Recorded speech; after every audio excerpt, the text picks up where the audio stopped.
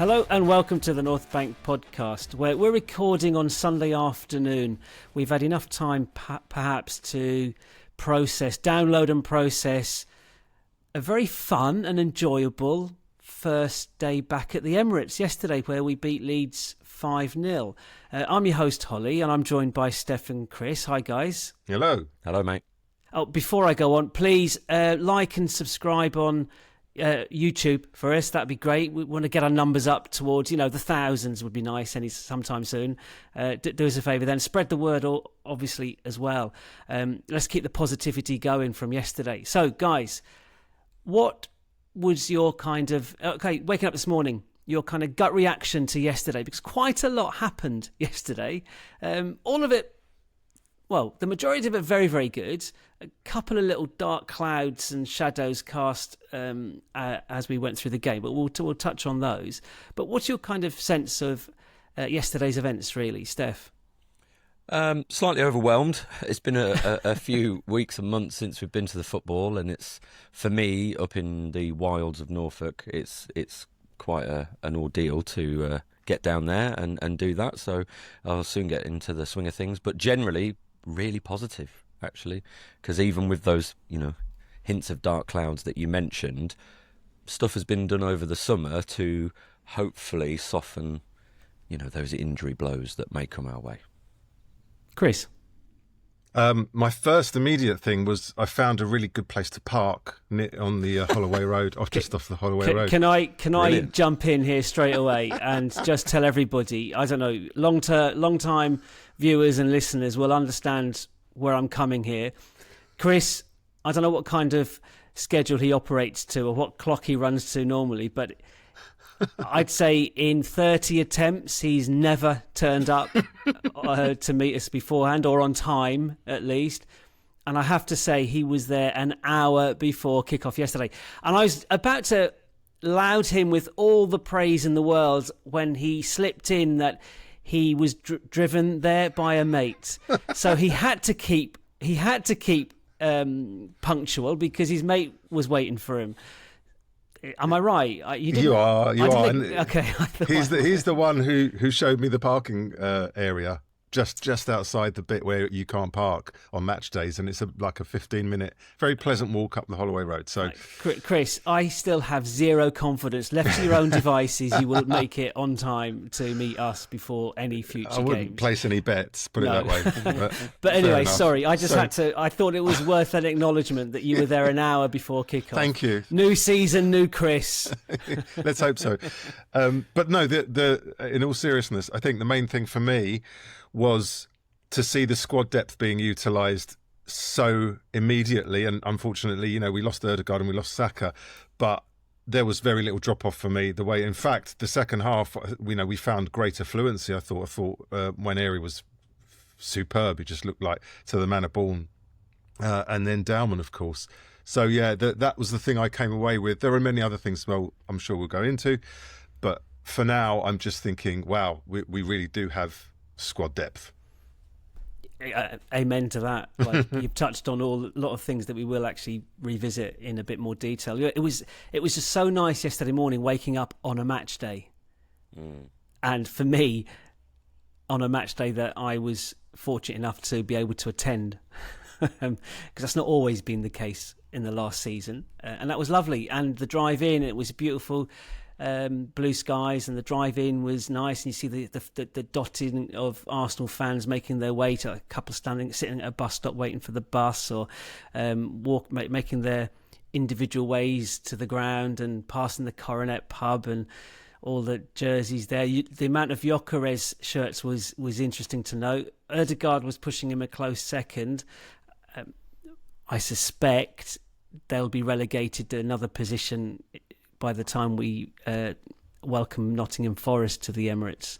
I would anticipate seeing quite a few Eze 10 shirts by then. Right, so look, lots to unpick, and I've broken it down, and the first heading is Eze. Walking past the ground, and I don't know if this would have been the case had this signing not occurred in the fashion in which it did, but I was walking past block 5 and 6 outside the ground, and the noise, an hour and 10 minutes prior to kickoff, and the noise coming from inside was superb. And I'm thinking, like, is this normal? I just can't remember. Yeah, you've got that. And we beat United in the first game, so performance aside, the result was fantastic. And so people are feeling up. I had watched Man City appear bang average and lose comfortably 2-0 at home to Spurs. I with all the will in the world, I can't imagine Spurs are going to be a threat at the top of the table come the end of the season. But Man City certainly might be, along with Liverpool and Chelsea. And to see City and Chelsea already dropping points, the mood, it kind of feeds into that positive buoyancy that the Arsenal fan base was feeling. We've had a good summer in the transfer window in terms of purchases, but the Eze one, that was, everyone's looking at the phone. We're getting these cryptic tweets out from Red Action saying, be in your seat at 5:20 for something important. Arsenal announced then the video is Ian Wright welcoming Eze back to the Arsenal family, 5 p.m. release, and we're all in the seats at 5:15. I think, Steph, you put a picture out at some point saying "Welcome to Arsenal, Sterling." That would be the the reward for everyone being in their seat at 5:20. But then Eze came out, and it was just fantastic. His demeanour was so casual, but his face, his smile belied his emotions inside. He was obviously, he's very accustomed to suppressing or concealing how you're really feeling. I mean, a footballer kind of has to do that a lot of the time. But it was just a thing of beauty watching him come out, and he's like, yeah, I'm back. You could feel it. So, Steph, you had a similar view to me, but Chris, you're opposite Eze coming out of the tunnel, aren't you? Oh, no tunnel, and that made it better as well. Actually, things we've noticed first game back. What was your sense or view of the whole Eze introduction to the stadium? Well, from where we are, we could see him actually sort of jogging on the spot almost in the tunnel, waiting to come out, waiting for the reaction. So you could see, wearing his jeans with the Arsenal top. And there was just this, a sense of he just couldn't wait to get out there and soak it up, I think. And then there was and the camera closed in on him where he did that kind of close your eyes and take in the moment thing. And then he pointed upwards because I know he's a God-fearing man. And he was just enjoying the moment, as we all were, So it was great. A homecoming, that sense that he's done that full circle. Can you think of a previous signing which has engendered such a response? God. I mean, I'm sure there are some. No. In recent years, maybe not. Well, there were people on our bus back to Norfolk who have experienced a lot more, shall we say, in their Arsenal lives than us, and they couldn't really recall a player announcement even like in the manner before a game with all the pomp and ceremony. Usually those transfers are done, away from a match day crowd. So there was something. Yeah, not on the day. Yeah, not on the actual day. The only one that comes vaguely close. I mean, it's vaguely Robin van Persie being paraded at Highbury, and the reason I remember it is because I think he was wearing like orange jeans or something. He was dressed horrendously, but in terms of emotion and narrative, nothing comes close. Oh, see my face. Is this the first bingo call of the Holly Man United bingo? hatred? Like, you've mentioned Van Chris, Persie. Oh no! Why that man? His name. I know. But it's the last time I remember someone being paraded in that way to a kind of fanfare. Yeah. As a player. But I mean, in terms of hilarity of signing, I mean, it comes third. I think we've agreed it comes third behind Sol Campbell and Emmanuel Petit, in terms of manner of signing. But yeah, I mean, it did the kind of all the worlds collided to create that scenario yesterday where he was announced, and because of he was at the club from aged 8 to 13, and we let him go, and that rejection stung. He said he cried for a week. He couldn't. I think he had to play a game after being told he was being released, and he was crying throughout the game he was playing. So fair play. I mean, and then if you go through the list of rejections, he was rejected from like 3 or 4 other clubs subsequent to that, until he found a home at QPR, and then his £19 million move to Palace from there. And here he is back 14 years later. Did you hear, and it's so sweet, and it's a real testament to how much and how badly he wanted to come to Arsenal. On Wednesday morning, he was convinced he was going to Spurs. On Wednesday morning. And they were just literally waiting. All the agreements were in place. And what did he do? Do you know what he did? I've seen it since, yeah. He phoned Arteta. Called him up. To ask him if there was any chance. And the timing, the synergy of all of this, Arteta was about to go into a board meeting, and he brought him with him, and I don't know why, but in my head that phone call is him going, please don't let me go to Tottenham, please take me, is there room, I'll do anything, I'll clean the boots, I'll sweep out the changing room, please don't let me go to Tottenham. But it just illustrates how close he came to joining Spurs. And from a professional point of view, London club, Champions League, for his guaranteed first team minutes, guaranteed. Like it ticks a lot of boxes in his head. Not the important one though, in his heart, in his soul, his core. So it was only Arsenal. It was absolutely. What did he say at the end of his little welcome video? Obviously. For me, and the funny thing on the day was obviously waking up to the news that the North Banksy mural had been defaced by some Tottenham fanatics, shall we say. And I just think now, because it's obviously going to be repainted, I think that sort of turn and look to camera with the word obviously at the bottom, that was North Banks is already working on it. Oh, I'd love that to be it. But yeah, I mean, that was my favourite part of the video, obviously.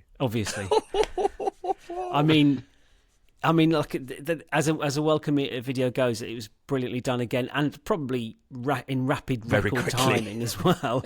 It's a good job Ian Wright's pretty much camped at Arsenal anyway, so he was on hand.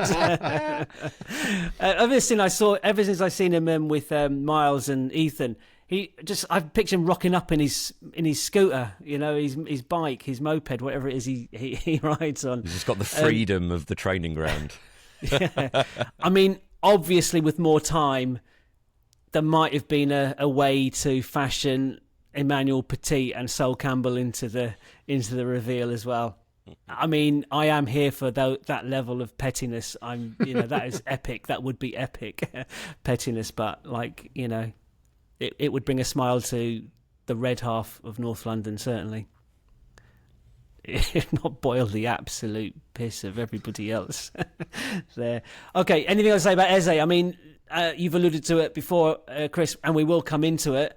And the fact that the squad already is being tested ridiculously, but we'll get onto that. And he's match fit. He hasn't. It's not like we're signing someone like Isak, who just hasn't had a pre-season and hasn't played a game, and we'd have to wait weeks to get him up to speed.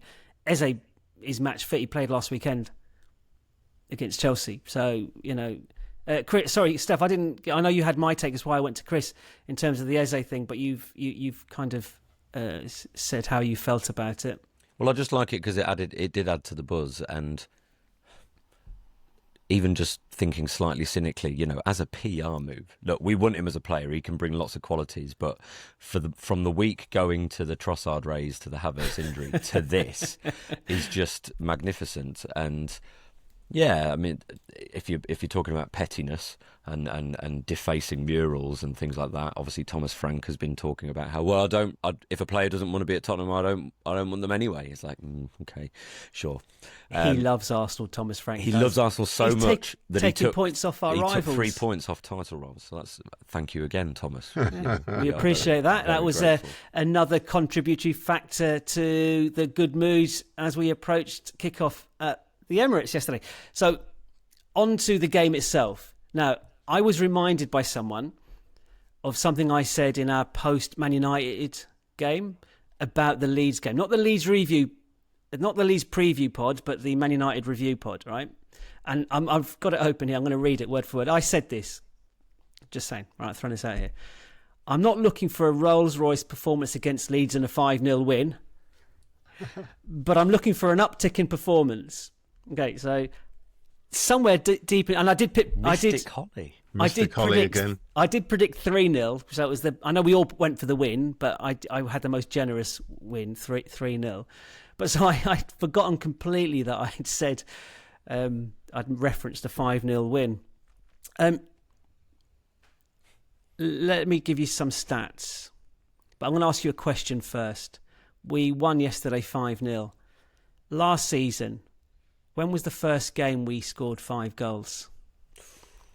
West Ham, probably. It was West Ham. Well done. But do you know when that was? That was December. hang on, November the 1st. No, you're between the two. The 30th of November. 30th of November. And it was a 5-2 at their ground. Yes. Now, that is mental. Okay, it took us till the 30th of November. I don't know what match game number it was, but it took us till the 30th of November to get 5 goals. And that just got me thinking about, I think it was Orbinho put out some home form stats. And so I'm going to run through these with you first, just to, I don't know, maybe shine a spotlight on how important or how significant getting those 5 goals was yesterday, and the manner in which they came, especially you alluded to it, Chris, in the second half when there was a lot more of a freedom about it. And I know, Chris, you were Steph, you said at some point yesterday, it is only Leeds, like let's throw, but actually it was, we've had only Leeds in other guises over all of last season, and we still didn't manage to absolutely hammer anybody and put them to the sword. So these I'm going to read out the 23-24 stats and then the 24-25 stats. Okay, so for example, goals scored, 48 goals in 22-23. This is just home form. 48 goals scored at 23-24, 35 scored 24-25. So 48 down to 35 goals scored. Shots went from 360 the season before to 305 last season. XG dropped from 44 the season before to 30 last season. We conceded 16 the season before, we conceded 17 last season, so our defence has been pretty consistent. Clean sheets, 7 in both seasons. So again, I mean, 7 from a team like Arsenal, 7 clean sheets at home still seems like on the low side. I don't know.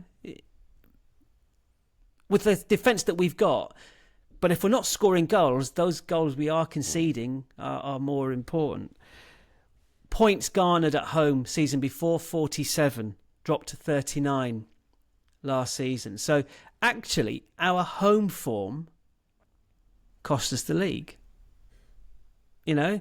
And then finally, the win percentage, and this is the real kicker, 79% win percentage the season before, 58 last season. Wow. It's bad. Right. So 5-0 at home to Leeds. Yeah, they're newly promoted. Actually, within the context of where we're coming from, and I know, Steph, I did bang on a little bit in the first 30 minutes yesterday about how this was becoming quite a familiar game. The what do you call it? I never remember. The Ark of Doom, whatever it is. And it was like, are we? And there were a couple of moments where the crowd got a little twitchy because we were not because we were just coming back again, recycling back again. And there's control, but then there's control with outcome as well, and we just weren't exhibiting any of the outcome bit, which is just like last season. So the match itself then, the stats for the match itself, obviously won 5-0. We had 18 shots to their 3. 5 of our shots were on target. All of them went in. You know, that's pretty impressive conversion rate. Imagine if we actually had more of our shots on target. They had 3 shots and 1 shot on target, which was a great save from Raya at 0-0, just to emphasise the importance of a very good goalkeeper.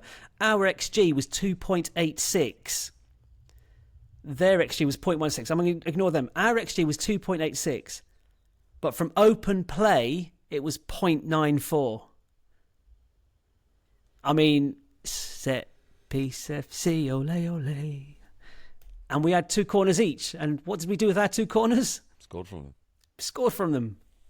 So that's the kind of overview of the game itself and the context. And I think why winning 5-0 at home to Leeds, opening day of the season, is a lot more significant and important than maybe we first realised. And when you dig into the numbers and compare them with last season and how last season differed from the season before, yeah, this is good. This is important because we have to instill fear into the opposition that comes to the Emirates.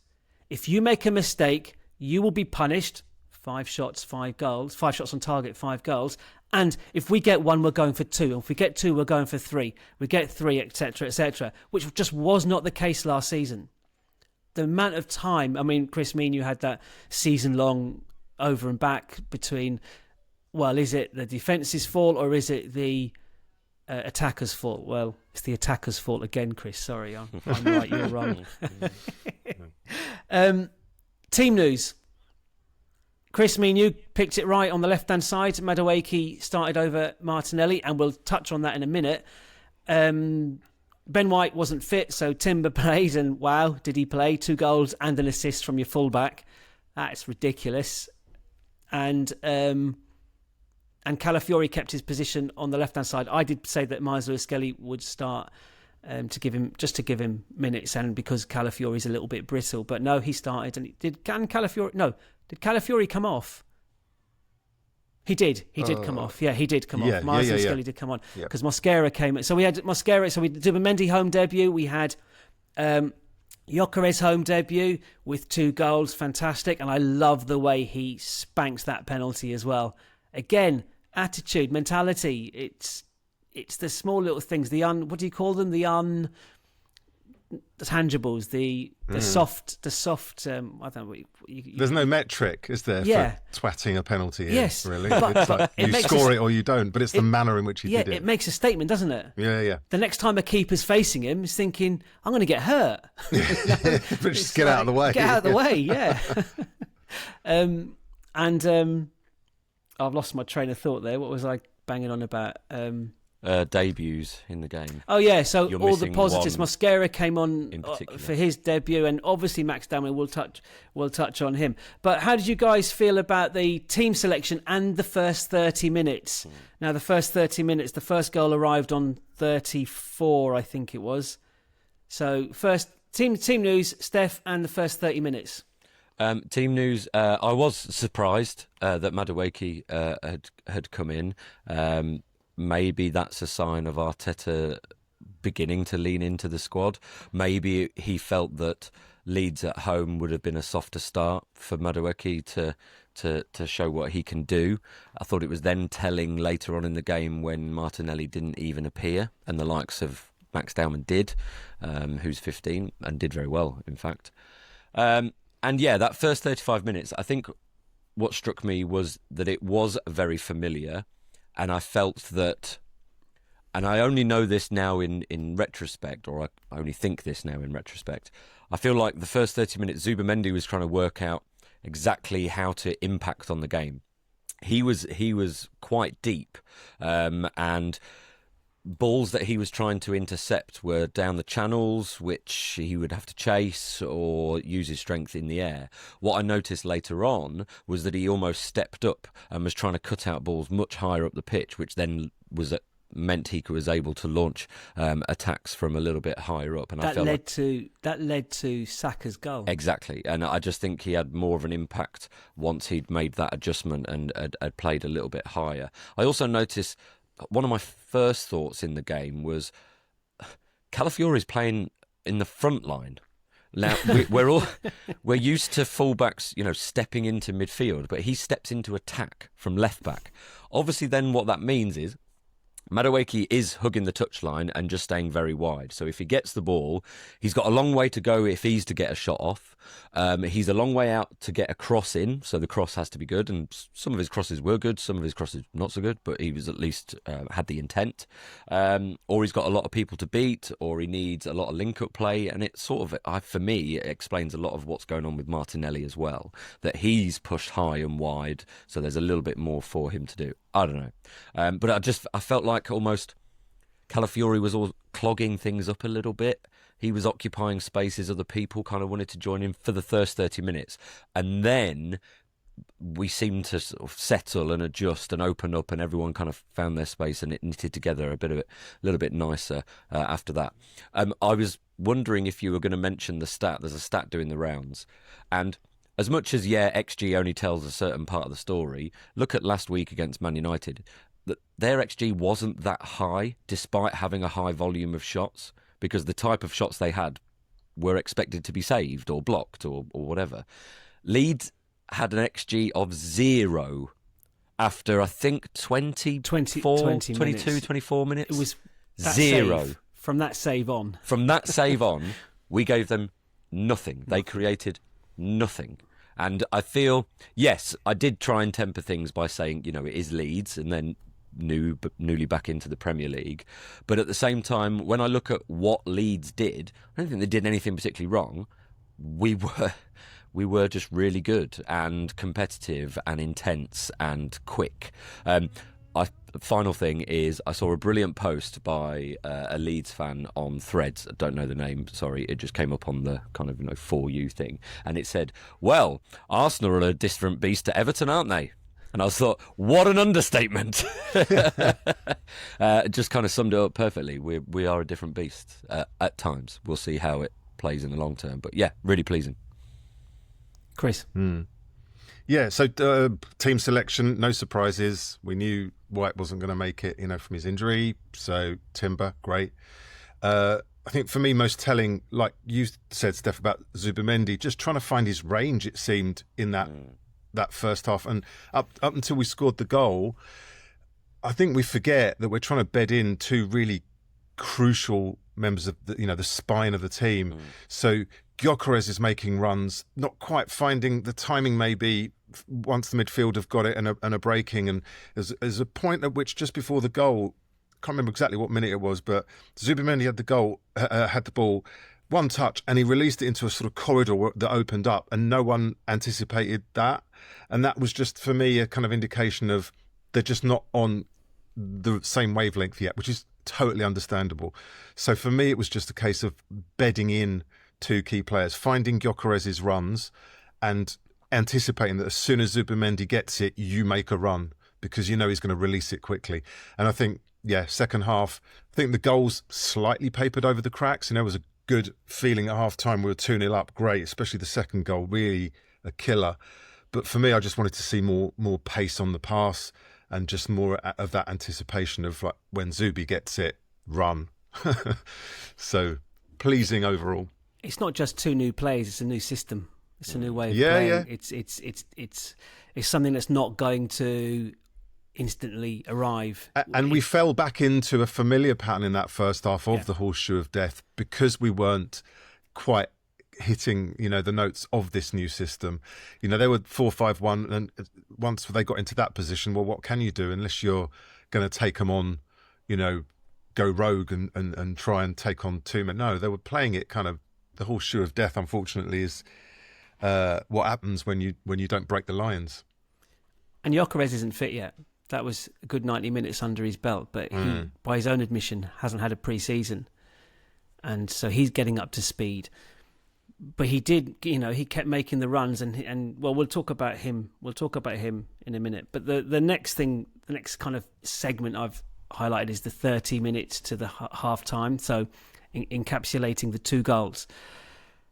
And when we're struggling to break a team down, what a fantastic weapon tool Arsenal at our disposal is the corner, and Declan Rice in particular. His deliveries, the pace and accuracy with which he hits his deliveries, I mean, it's second to none. I've not seen anyone else do that. The whip. Yeah. It is a bit Beckham-like, isn't it? Yeah, it is. And that's, I mean, there you go. So if you're going back to one of England's best players of the last 30 years, and you're struggling to find another player certainly in our club or in this country who can strike a ball like that. And actually, we had no idea down our end, Steph, who'd scored the goal. We were like, is it Gabriel? Is it? I mean, I think the first point I wanted to go to was, is it Gyokeres? Has he got a goal? That was my first thing. But that was a sumptuous little cushion header using the pace, just changing the direction of the ball from Timber. It was actually brilliant.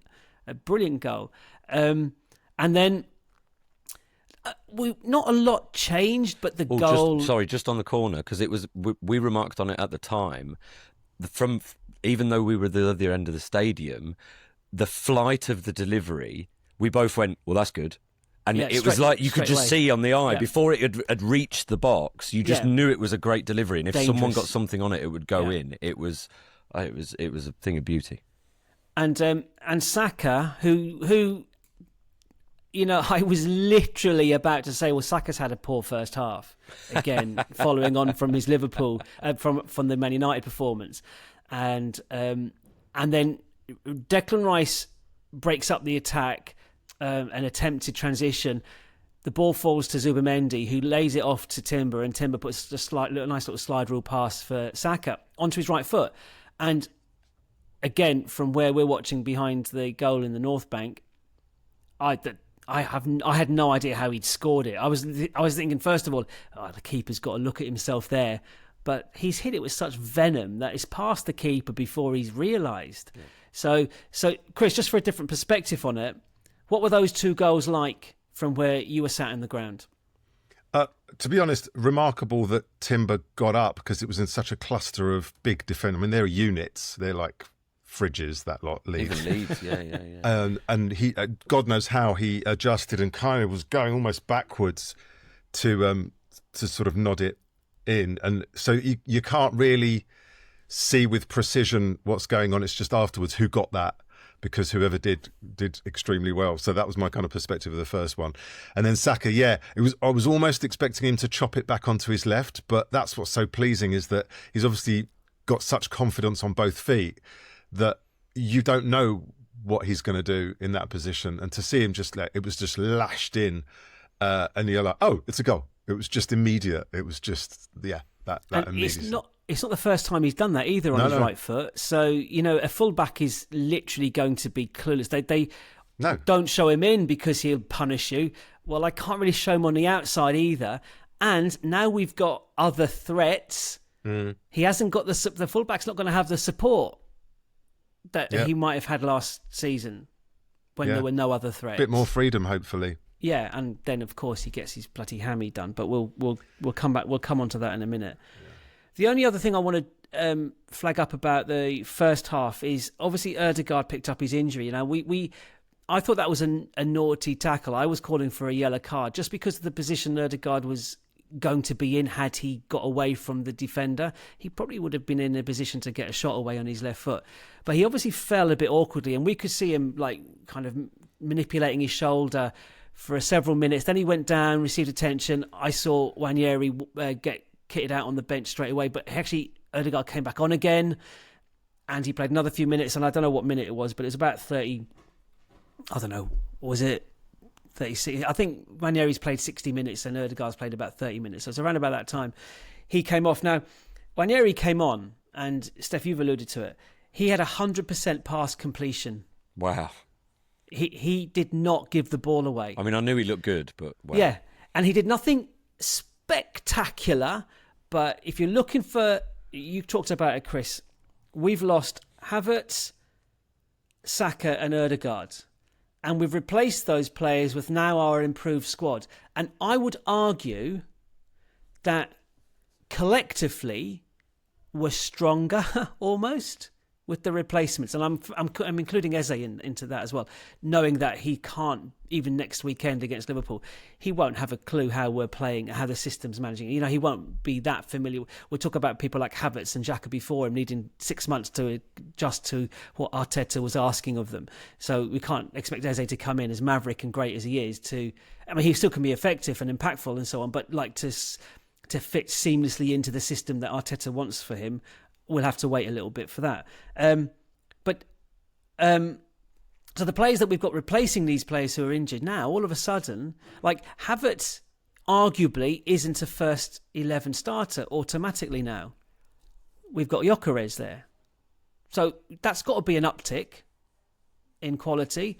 Saka now, we've got a £48 million understudy in Madueke, who looked so much better on the right in 5 minutes than the 60 minutes he'd had on the left. And he wasn't bad on the left. And in a whole season that Sterling had in the fits and starts. No, but you're not wrong. You're not wrong. He demonstrated more promise in his 10 minutes on the right than Sterling did in his entire season. And okay, that's a low bar, but it's worth noting. And who else has come in? Sorry, and Eze. So we're talking about Eze, Madueke and Gyokeres. Is that, and Nwaneri playing in the Ødegaard's role? Like, I looked at, just for fairness, I looked at Ødegaard's pass completion yesterday as well while he was on the pitch. It's not bad. He was successful 95% of his passes, 20 out of 21. So, but Nwaneri did not give the ball away, not once. Ødegaard's, because I went further back to the United game, Ødegaard's pass completion at Old Trafford, obviously the caveat that the whole team performed poorly, was only 75%. He only completed 34 of his 45 passes successfully at Old Trafford. He does take risks with his passes that the strikers might not get onto, or a defender might cut out. And that's fine. I'm just comparing Ødegaard and Nwaneri. What it exemplifies is that strength and depth. It shouldn't also be overlooked, and I know we're probably going to talk about a certain 15-year-old in a moment, that when Nwaneri's 18, like, he's still so young. Well, he's 18. Myers Lewis-Skelly's 18. Mosquera came on as 21. I'm missing other players there that are quite young as well, I'm sure. But there was a lovely moment when Dowman came on, though, where Nwaneri was giving him advice and just giving that kind of like old head sort of, do this, come the back sixth a bit, former talking to the GCSE yeah. His, like, taste it and is literally a year 13 student chatting, in front taking of a year 10 student people under their belt. Yeah, oh my God. As teachers, it's like I think it's useful to remind ourselves that that's what we're talking about in real life. I walked to the game with my friend who parked the car in the Holloway Road, and his son, who is nearly 15, and he could barely put one foot in front of the other in terms of just being an awkward teenager, right? With all due respect to you, mate. But he's so... I know I was like that. You're so gawky and uncoordinated. And to see that kind of... it's obviously mental as well as physical. But that's what we're dealing with here. Generational talent of something. Yeah, we'll focus on Max Dowman, or Maxi Dowman, as the chant is had to incorporate. We have to get an extra syllable in there, don't you? But let's look at the second half. Gyokeres, 3 minutes into the second half, scores a goal which was all about him. But 3 minutes after half-time, what does Calafiori do that hadn't happened probably at any point in the first half? First time ball over the top, into the channel, into the space. Didn't look to see where Gyokeres was. I'm pretty sure Arteta had a little reminder to the team at half time that get this over the top. You exploit the space behind. And Gyokeres kept himself on side really well. He took a few touches. He slalomed his way through, like he dribbled really successfully through those players. I mean, any touch from them and it's a penalty. So that's a really good message to send out to a defender in future games. Yep. Back off at your peril, but jump in and I can skip past you. And I thought from our angle again, I wasn't sure immediately it had gone into the net, that it hadn't just kind of tickled the outside of the side netting. But it's a lovely finish on the replay. Like, he completely wrong-footed the goalkeeper. And Calafiori requires a degree of credit here, because had the ball touched him, he would have been offside. and he did everything he could, a dance movement, to get out of to avoid contact with the ball completely. And just on Calafiori, 2 assists in the game. He got the assist for the Timber corner as well. Technically, which, yeah. Yeah, it hit him. Right, so the Gyokeres goal, and I thought that was brilliant. And then kind of the mood was very, very buoyant, and everyone was having fun, and it was literally now looking for what can happen next. Now, when did Saka's injury occur? It was before, after the Gyokeres goal, but was it before Timber's goal was on 56 minutes? I think it's around about then. I can't remember. I remember the moment he did it. Saka. His hamstring. Did you hear the dog? Yeah. It's all right. There's a leaf passing by the window. Triggered. Saka's injury, he wasn't having a brilliant game, but he'd scored an amazing goal, and he's always, that's him, isn't it? You can keep him quiet for 89. The old Ian Wright adage, you keep him quiet for 89 minutes, he'll score the winner in the 90th minute. He's got that in his locker constantly. And what was interesting then it was how Arteta reacted to that. So he brought, I want to say Trossard. He brought Trossard on, but he moved Madueke to the right. And Madueke looked instantly dangerous there. And you can tell he was confident as well, because he had that lovely little back heel pass into Timber's, not Timber, yeah, it must have been Timber's path as well, down in the corner. So talk about Gyokeres, talk about the Saka injury, left hamstring. Someone has tweeted that they've tried to lip read what he said to Arteta, and it was along the lines of, it's not too bad. But you've got to think, hopium. You've got to think that he's out for Liverpool, and then it's the international break. So 3 weeks before we play against Forest, on the positive outlook. Ødegaard, I've no idea.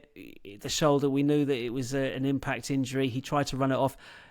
Out of the two, unless it's dislocated or something, you've got to think that he's the one more likely to be available for the Liverpool game at the two. And then Arteta's substitutions, and you said it, Steph, his reliance on the squad. Loved his substitutions. Remind me what they were again. Mosquera came on, both the fullbacks for Timber. Yep. Who else? Who's the other one? I know I'm leaving Max Dowman until last. Who's the other one? Lewis Skelly came on for Calafiori, right? And then Max Dowman came on for Madueke. Madueke, you could tell he was disappointed to come off, because he was obviously enjoying. It was hitting his groove. Yeah, in his favoured position. And Max Dowman came on. Arteta using the squad. I know you're 4-0 up. You've got that little luxury. But what did we not have last year? I was just going to say, that's the point. Yeah. The point is, this is the blueprint we want to see much more of, because there were lots of games last season where we could take the lead, but it's then building upon that lead and using that extended lead as security in order to shield those players. Yeah, Madueke was disappointed to be substituted off because, as you said, Chris, he was finding his groove. But Arteta's thinking, hang on, Saka's injured. Liverpool.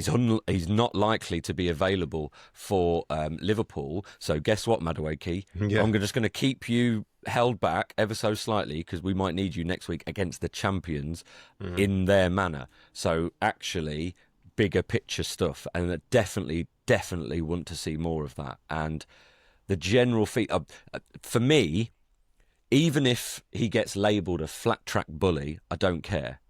That third goal by Gyokeres, most important of the day, because at 2-0, they get one back and we're all a bit nervous again, and that could feed it.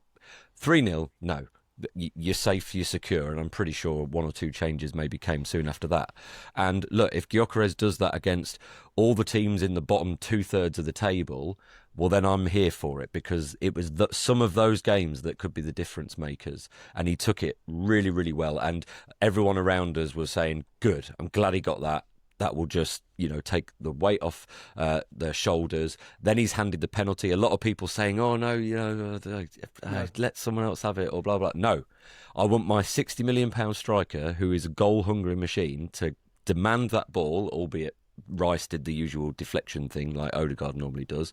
And then he puts it down and he smacks it home. So those are really important goals for us. He's on to match his record in Portugal, goal a game. Love it. No, absolutely right. And it just fed into those positive vibes. And my final thing sort of afterwards, taking it away, was just think about the difference in mentality just from our point of view as fans. In the first 2 weeks of the season, we've lost Havertz, Odegaard, Saka, but we're not freaking out. Now, don't get me wrong, would love those players available. We've got Liverpool, the champions, next week at Anfield, but I'm not tearing what few hairs I still have on my head out, because actually I feel like, okay, Madueke will be okay, fine. He's not a match winner like Saka, maybe, but we'll see. Gyokeres is getting there. Zubimendi's finding his range, like you said, Chris. Okay, we're still going to have a strong team. It's what I said. The replacements, holistically, overall, individual, obviously you want Saka playing. Yeah. Out of all of them, Saka has to start every game, that kind of thing. Mm-hmm. Every big game, you want Saka playing. But overall, I'm not sure we're that much weakened with those three injuries. And I don't want those. I had an exchange with my Man United mate earlier on today, and he was asking me about the injuries. He said, are you worried about the injuries? And I said, well, look, obviously I'd rather not have them, but exactly that, we're in such a much stronger place now than we were at any point last season to deal with those three injuries. Now, I'm hoping they're not that long term, but in the short term, we're definitely well equipped to deal with them. I think also we were kind of spoiled, not last season, but the season before. No injuries. Well, relatively no injuries. There was no major injuries, so there is a bit of evening out as it kind of goes. But you look at most teams in most seasons, it's a handful of injuries. One or two might be quite significant. That it's a part of professional sport, and these players, push their bodies to certain limits, and then there are certain impacts in the game. The thing that worried me about, actually both Odegaard and Saka, they were sort of footballing moments, not necessarily fouls or dirty play, but it was the way Odegaard fell. And Saka, it was almost like he was overstretching to get the pass off just before he was then going to be tackled by the Leeds player. And so just that extra little bit of, strain on a muscle somewhere is what's then, led to it. And that can happen at any time. I don't think it would be pretty bad if people were already on Arteta's case. Well, he's playing him too much, 2 games in. 2 games. Oh, dear. Yeah, terrible. And it was so early on as well. It hadn't gone even, I think it had even gone past the 60-minute mark. No, exactly. So I'm just still agog at the fact that, we've lost 3, maybe starters, and we've strengthened. We're not freaking. We're not freaking out. Even with Liverpool at Anfield next yeah, weekend. Look, they're still going to be favourites. They're the champions and they're at home. So and they've got, history in their favour, as it were. But at the same time, our defence, our midfield will be incredibly, incredibly strong. Okay, Chris, without talking about Max Dowman, what's your kind of takeaway on the second half? But I want you to talk about also Mosquera, because he came on and he was playing down your side. To me, he looked like he was really good. It was a really impressive debut. He was fast. He was controlled. He was, aggressive. He looked really, really impressive. Yeah. And then I'm thinking he has played 70 times in La Liga, so he knows what he's doing. He's not a kid coming on who's wet behind the ears. Well, what was your take on the second half? Ignoring Max Dowman. Well, I think the highlight, as you said, Steph, was the importance of the Gyokeres goal. And in isolation, it's that idea of what, as you mentioned as well, Holly, that he would have had a word at half time to say, just get it into him, just punt it into that corridor and let him do the rest. And it's that vindication of that will tell the whole team and Gyokeres, we're onto something here. You know, this is his strength. And so to see that come off for me was like, this is good, because it's a kind of blueprint of this is what we need to do more, basically. So that for me was the most crucial goal. And like you said, with the Mosquera, he just slotted in. He's got aggression. He's got physicality. He reminds me a bit of Abu Diaby in his kind of build. Yeah. That languid kind of movement, but strong. He's not like a hopefully not, sapling. Yeah, not that unlucky with Dan Smith. Yes. Yeah. So, yeah, not much to add really beyond that. I just think second half so much better, moved the ball with more purpose, found spaces, it just seemed to click a bit more. Zubimendi was everywhere. He was really brilliant. Enjoyed his performance. Yeah. I mean, that's true, actually, what you said. Gyokeres' goal it's great for his confidence, but it's as important for the confidence of the team in him. Absolutely.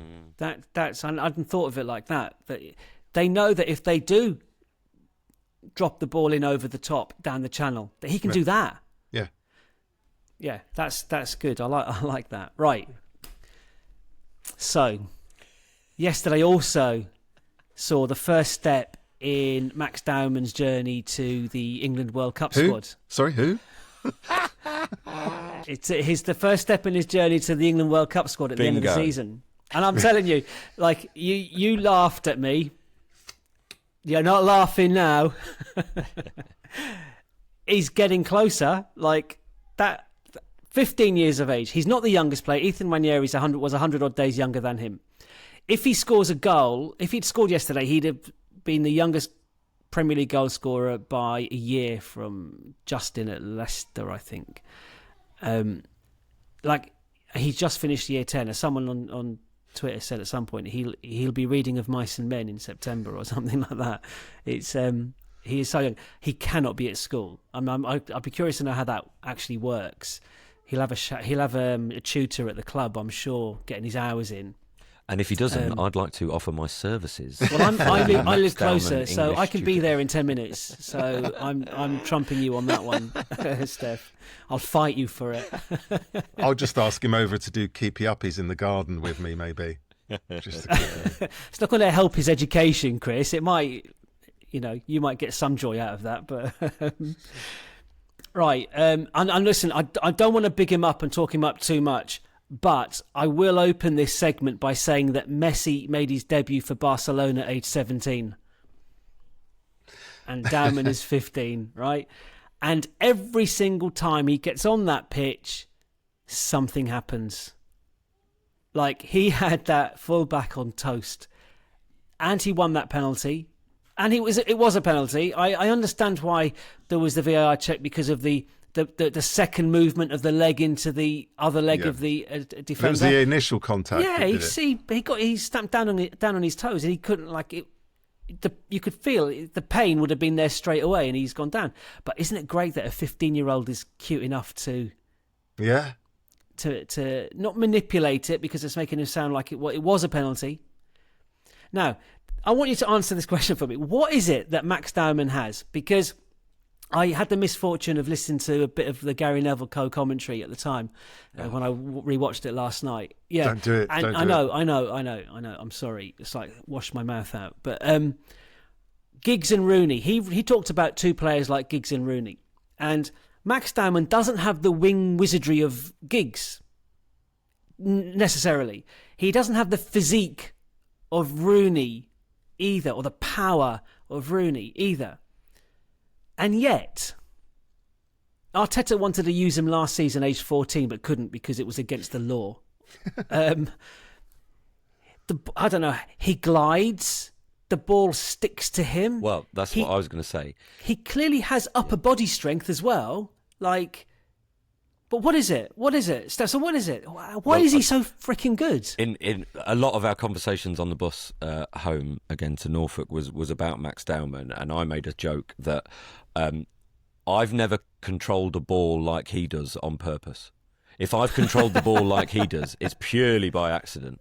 There is something about the way it sticks, the magnet, and I hate to evoke his name again, but the last player I remember seeing like that and just thinking, well, hang on, it's like the ball is literally just taped to his foot was Messi. It was a player like that. It's those small, slightly diminutive players with their close ball control. Wilshere probably had a little bit of it as well. He's quite tall. Well, this is the thing, but his physique is slightly different. He didn't look out of place on the wing at all. He moves.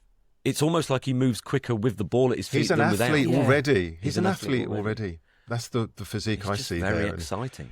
There was a bit when he was on the touchline, there were a few balls pinged over to him on the diagonal, and he took it in his stride. He didn't stop and chest it down. Yeah. He took it in his stride, on his chest, and on the outside of his left foot as he was running into his path. And then, and if you're a fullback and you see someone do that, you're not going to go diving in because he'll just skip past you. Mm. So already the seed of doubt for the fullback is there, as like, this guy knows what he's doing. So for me, it's like the physicality and the ability is there, but the audacity to do that at 15, and that the mentality, the mental strength that has been instilled in him, that's what I find the most impressive, really.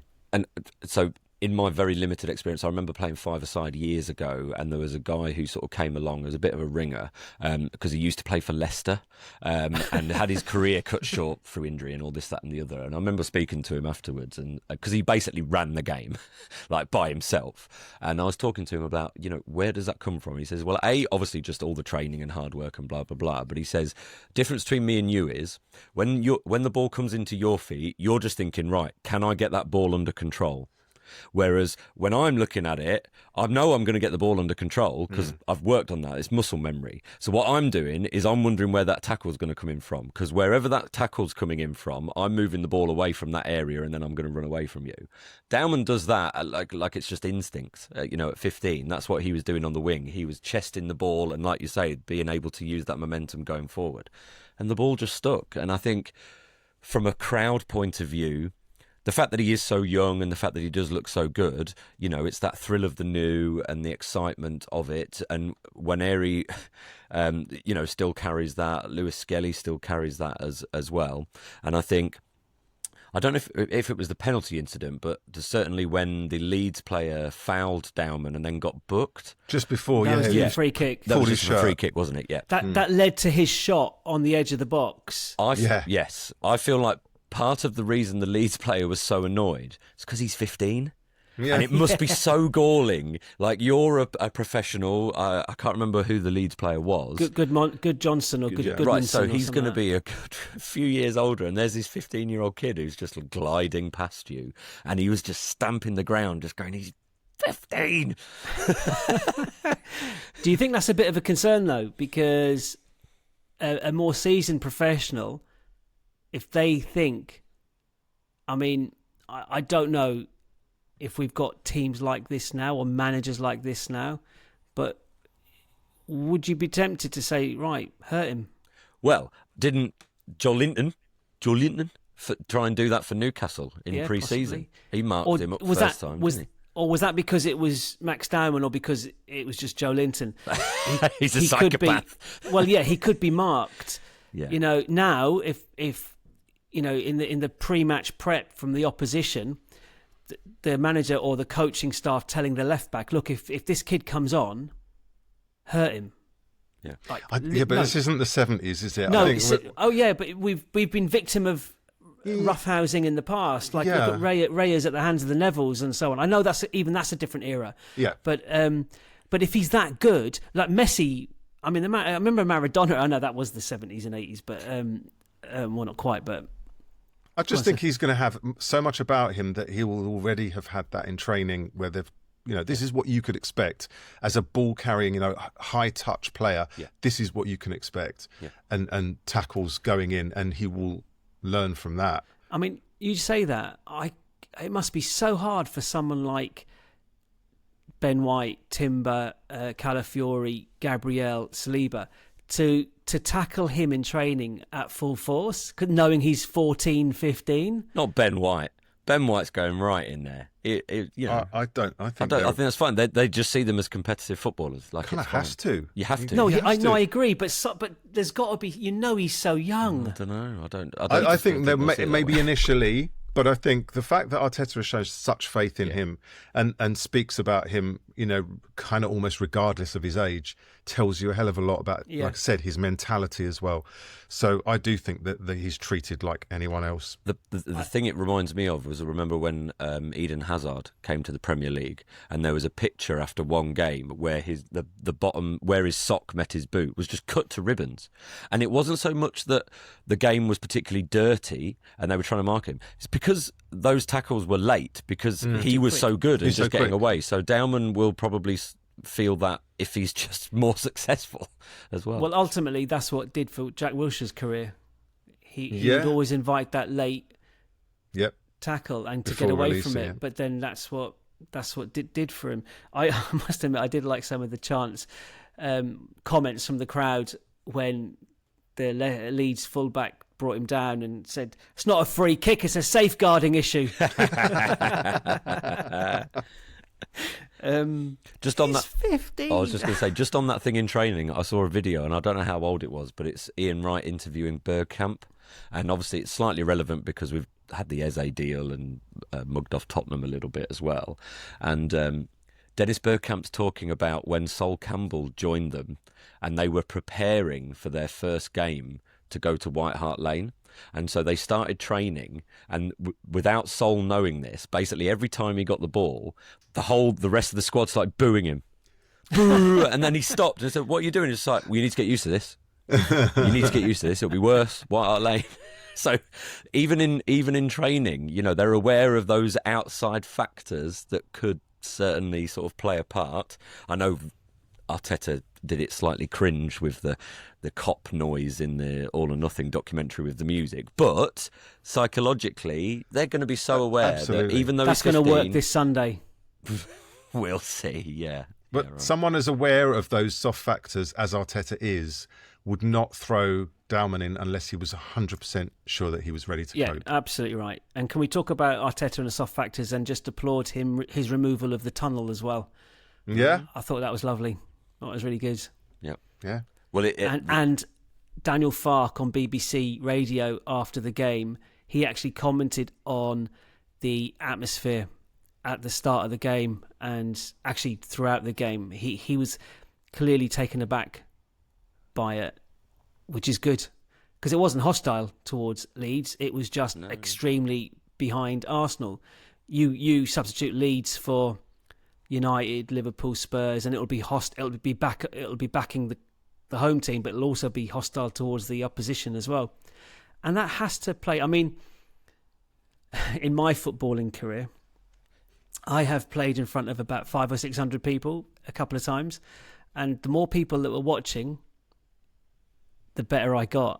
I was like, I play to the crowd, the more abuse I got for it, which was sort of frequent because I'm not very big. I don't know if I've mentioned that before, but I got a big gob on the pitch and I would really, really antagonise usually the biggest player on the opposition because I thought it's a win-win for me. It's a lose-lose for him.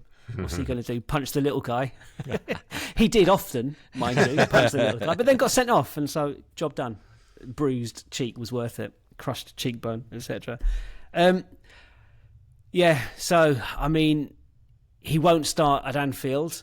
He was with the travelling squad going to Old Trafford, but didn't make the actual squad. That may well be the case again because we are down on numbers already. But would you have any fear about him coming on with 10 minutes to go at Anfield if we needed a goal? No. Oh, you said if we needed a goal.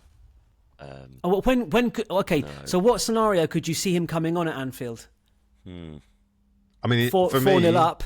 I think even more so if we need a goal, I would be happy to see him come on because of his directness. He's won 2 penalties in his just before he won the penalty yesterday, I said to my mate next to me, he just needs to get it into the box and they will crap themselves because they know that any contact is a penalty. They've seen it. It's like, we know this kid already, what he's capable of. And lo and behold. So yeah, throw him on. No compunction whatsoever. So you think, like, say, we're 1-0 down, 2-1 down, 3-2 down, whatever, 10 minutes to go, you think, okay, I'll tell you who else is on the bench. And I don't believe this will be the case, but you've got Martinelli sitting alongside him. Oh, no, Dowman. Trossard. Dowman. Over Martinelli. Dowman over Trossard? Yeah. I thought Trossard, and I'm not a Trossard fan, as you know, but I thought he did all right when he came on. Yeah. He did that one brilliant bit where he nutmegged one player, and then he's one of the ones that pinged that diagonal ball over to Dowman, who just like kind of sumptuously controlled it as if it was nothing to him. I'm like, oh, God, he's so good. so good. On Martinelli, it was quite interesting yesterday, I thought. I mean, I didn't think he would start, and that's fine. I didn't think he would then find himself as an unused sub when Madueke played, Trossard played, and Dowman played. There's rumours that he's the one for the door. If we need to make a big sale, I'll talk about Kivior in a minute as the other one, but Martinelli, Saudi, but I don't want him to go. I mean, I want Trossard to go. If one of them has to go, then it has to, for me, we have to keep Martinelli, because we'll do the Liverpool preview later in the week, but I will have Martinelli starting that game. I can tell you now, I will have him starting that game because of his defensive nous, because of his, we know he's full on committed defensively. So I don't want him to go. But anyway, what do you think about that? Do you think was that quite a pointed thing from Arteta? I'm not sure I mean, what better time to bring on Dowman than 4-0 up at home? And I was delighted he gave him 30 minutes as well, and not like 5 minutes or at the end, because he gave him time to really bed into the kind of rhythm of the game and the speed of the game. But what do you think about Martinelli? Just on that, before you move on to that, do you think if the Saka injury hadn't happened, Dowman would have got as many minutes? I think it was based on the scoreline. I think Saka, 4-0 up. We scored the fourth goal on 56 minutes. Game was well and truly done and dusted at that point. And Arteta, and you've said it, Chris, Arteta has bigged Dowman up. He's done the opposite of what you would have imagined a manager like Arteta or any manager would do with a 14-year-old kid. He was bemoaning the fact he couldn't play him last year. At 14. Like his body's still growing. We've got to manage him in that sense. So he can't play a full game, certainly, and he can't start. He couldn't start a game really. I wouldn't have him starting a game till after Christmas, and when he's 16, because that makes a difference. But what about Martinelli though? I think if there wasn't the narrative of a potential move and the fact that his form hasn't really kicked on, maybe we'd just be saying, yeah, he's saving him for Liverpool. It's just, we've got a big squad now, it's competitive. But there is so much going on now, as the fan base is aware, he just seems to have plateaued. I have to say, being ruthless, if it brings in more money, I would be happy with doing it. Steph? Yeah, I think I reached that point in terms of Martinelli going, like, I don't want to get too morbid, but in the same way that an elderly relative who's on the decline, when you have that buffer zone, this is going dark. This is going in another direction. Yeah. But just you have that mental preparation for them to go. Whereas if all of a sudden in the next week, I don't know, suddenly Saliba went off to Madrid, I'd be in shock for that. For months, because it'd be so sudden and scary, whereas Martinelli, probably there. However, like you, I can see him coming in for Liverpool. Now, we don't know what they're thinking behind the scenes. Maybe Arteta was like, right, no risk with Martinelli, save him for Liverpool. Or was he thinking, hang on, there's interest outside, we know we're not happy, we'll just... A bit like when Gabriel spent those 2 or 3 games out of the team at the start of a season a couple of years ago because there was Saudi interest. Maybe that's going on with Martinelli as well. Don't know, pure speculation. Can understand why the club would entertain offers at this point, because we have spent a lot of money and we haven't recouped much if at all.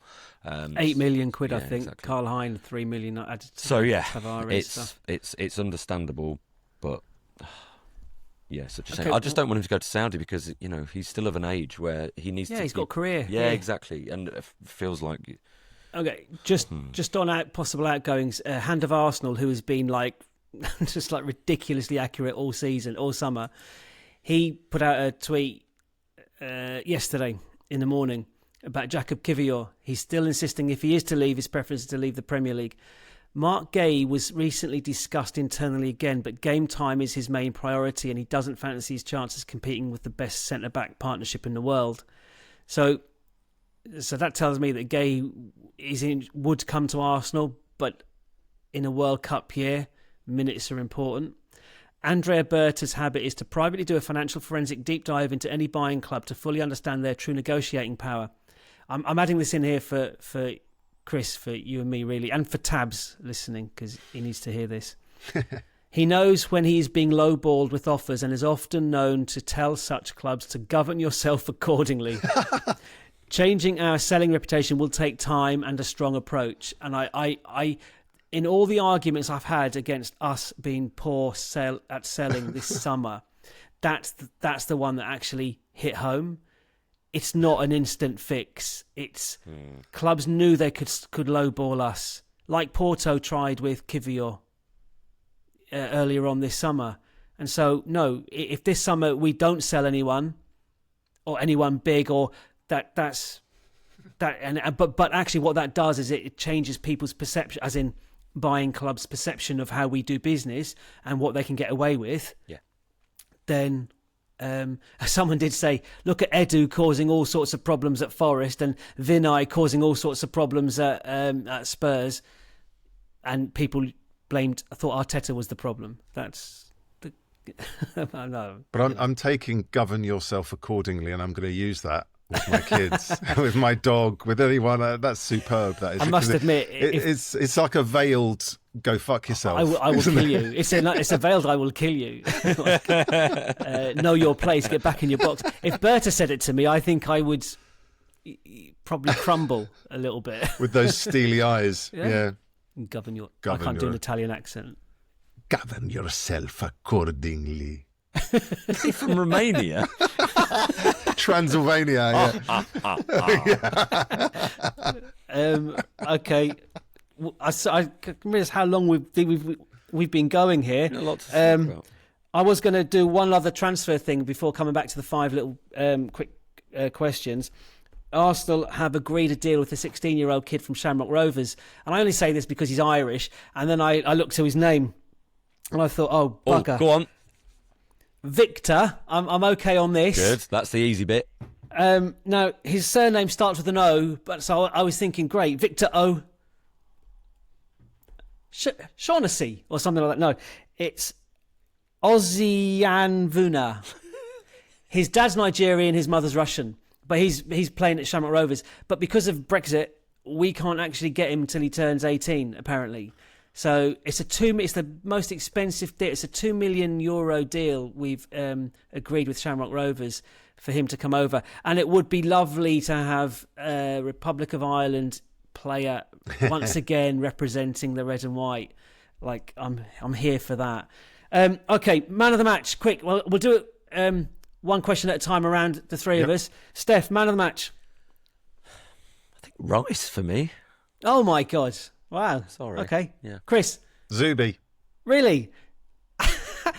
How can you not pick Timber with 2 goals and an assist and a clean sheet? I mean... Just because he was everywhere, Zubimendi. I just really loved watching him play. Yeah, okay.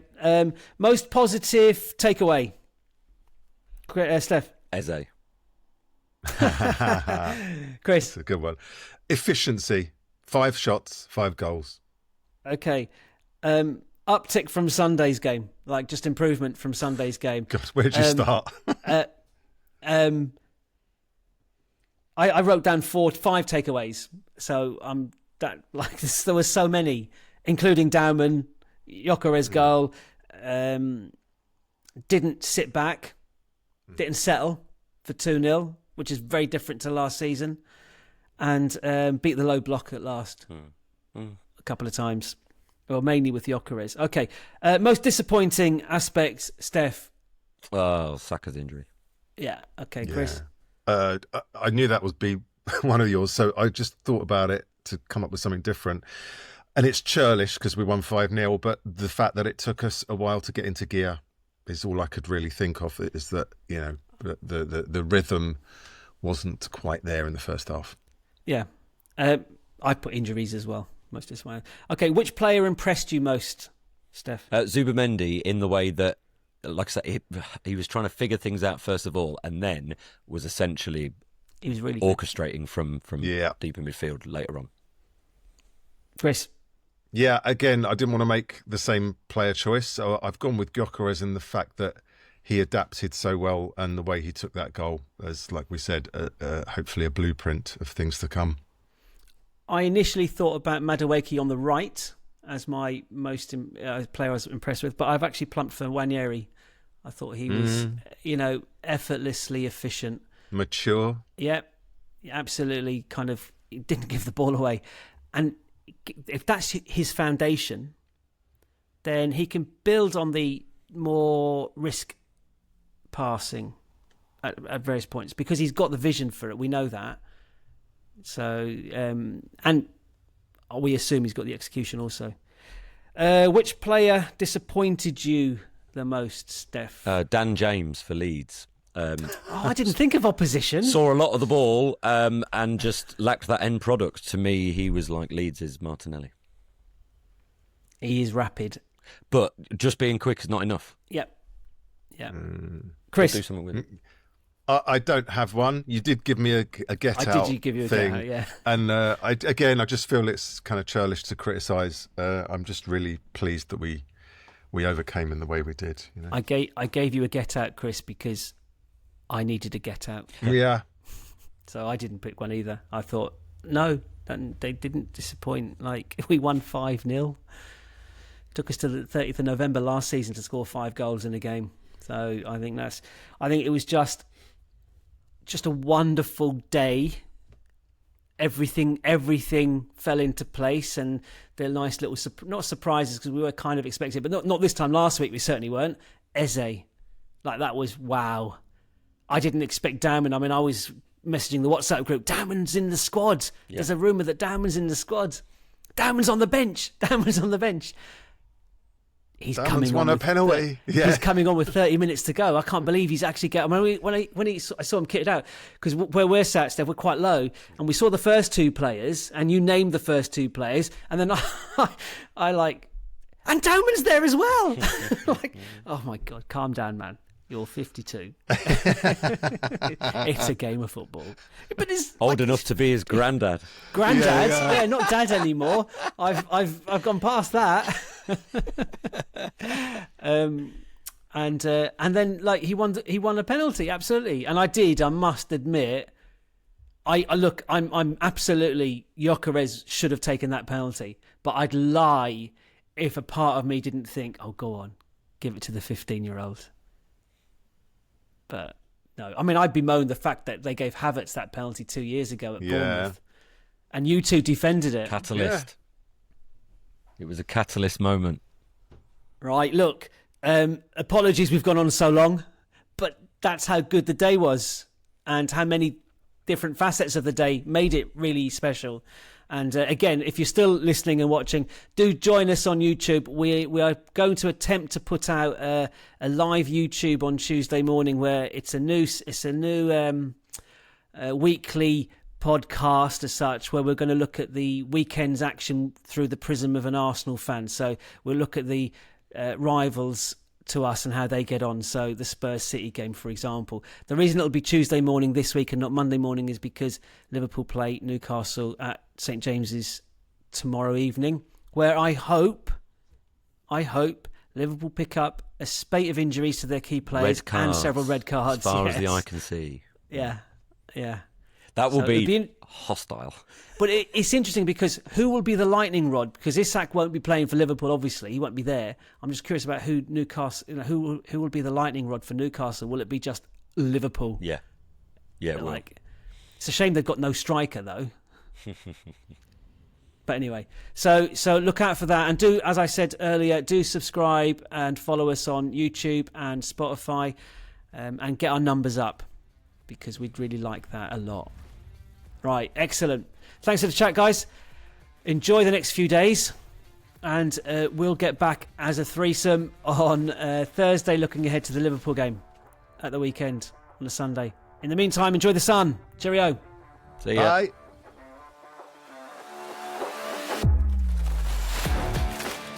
The North Bank, an Arsenal podcast. Subscribe, rate and review on your app, and find us on your socials at North Bank Pod. Email hello@thenorthbankafc.com and check out our website, thenorthbankafc.com. Produced by the Podcast Company.